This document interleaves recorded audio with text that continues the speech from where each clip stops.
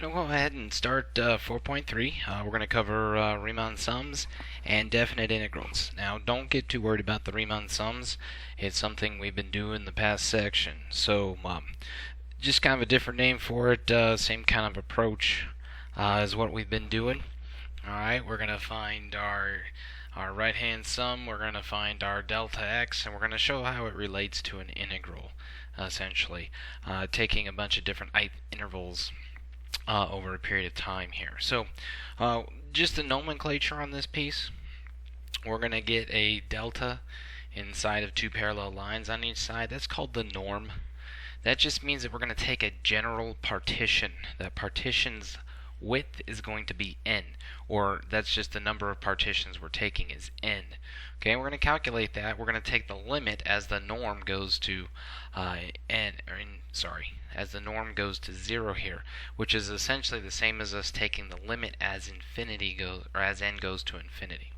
Alright, so the regular partition we've been doing, there's really no difference. The norm is the same as delta x. It's still going to be b minus a over n. We're just going to start calling it the general partition. Okay, so this is how we're going to do a Riemann sum. And this is how the Riemann sum ends up as a definite integral. Okay, a definite integral, so what we did in the first section was indefinite integrals. But a definite integral means we have limits of integration, which means we're going to get an exact value. So we're not going to be doing plus c at the end. We're going to be getting an actual numerical value. Alright, so the definition of a definite integral for us is as the norm of delta goes to 0 from I equals 1 to n of f of ci times delta xi is this symbol here, right? We've talked about before. That's the integrand. So from a to b of f of x dx. So we're going to be doing a lot of those here. So let's take a look at the first example. We want to evaluate the definite integral from -2 to 1 of 2x dx. Alright, so we got to translate some things here. What does this 2x equal? What does dx equal? And how it relates to the problem. Alright, so we're going to do the limit notation first. These are going to get much easier as we work through these. But now when we do this method, we just got to kind of follow some basics here. So the lower limit, the -2, is our a. The upper limit, 1, is our b. So we got to find delta x, which is the same as xi. So delta x is b minus a over n. Nothing new, same thing we've been doing. So it's going to be 1 minus a -2 over n. So we get 3 over n. That's our delta x. Now we're going to find ci. Alright, we're going to use the right hand that we did in last section. So it's going to be a plus I delta x. A is -2. Delta x is 3 over n. So we get -2 plus 3i over n. Okay?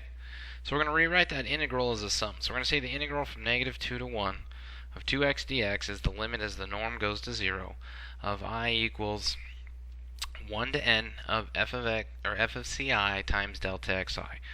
Same thing we did. Alright, that f of ci, same as f of ci. Delta xi is the same as delta x. So we're just going to substitute in. Remember, the original equation is up here.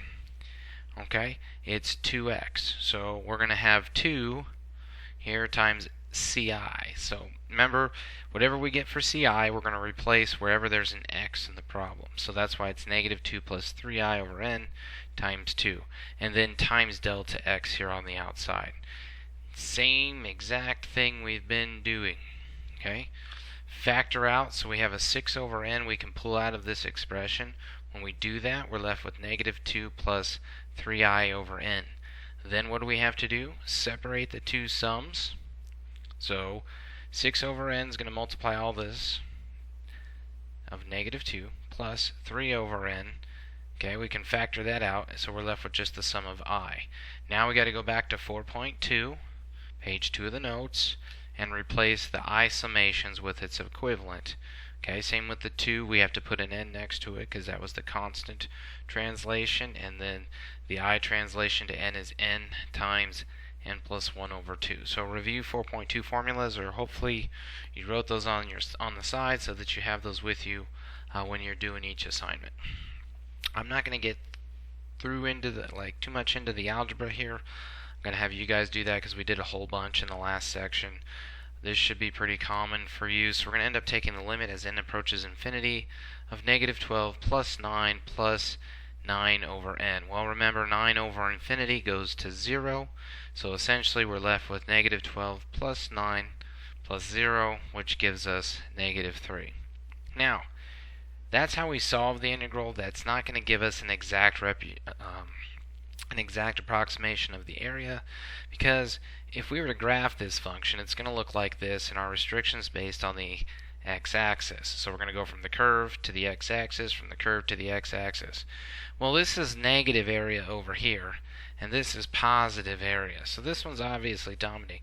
We're going to have to handle these a little bit different, so we actually get the sum of the area, and we're going to cover that a little bit later on. So there's just a basic way to do that. Let's do this one together real quick. Example 2. We're going to evaluate the integral of 1 to 4 of 4x squared dx. We're going to do it by the limit definition. Okay, so we have to identify a is 1, b is 4. So we'll find our delta x, 4 minus 1 over n. So that's 3 over n. We're going to use the right-hand approximation. So our CI is 1, because it's starting at 1, plus 3i over n. That's I times delta x right there. We're literally just stepping through this each time, guys. Nothing real new here, no new learning. We're going to take the limit as n approaches infinity of I equals 1 to n of f of CI times delta x. So we have to take our CI value and substitute it into the original equation. The original equation is 4x squared, so make sure it's 4 times the quantity of 1 plus 3i over n squared. So you're going to have to FOIL that 1 plus 3i over n out. Okay, don't forget that it's multiplied by 3 over n. So when you FOIL that out, you get this polynomial here, 1 plus 6i over n plus 9i squared over n squared. Alright, that whole quantity times 3 over n. So basically, same concept, alright? We want to separate everything out so we get something over n, and we can factor n's out. We want to write our separate summations so that we can translate the i's into n's.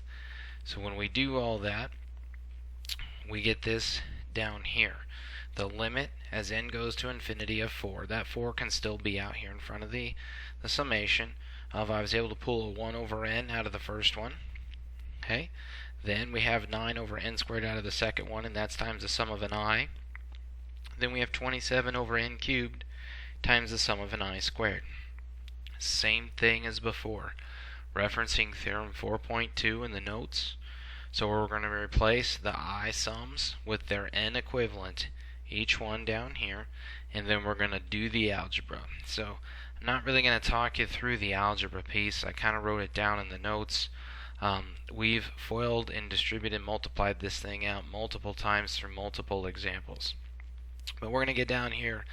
Essentially, you should be able to write it like where I have next to distribute the 18 through.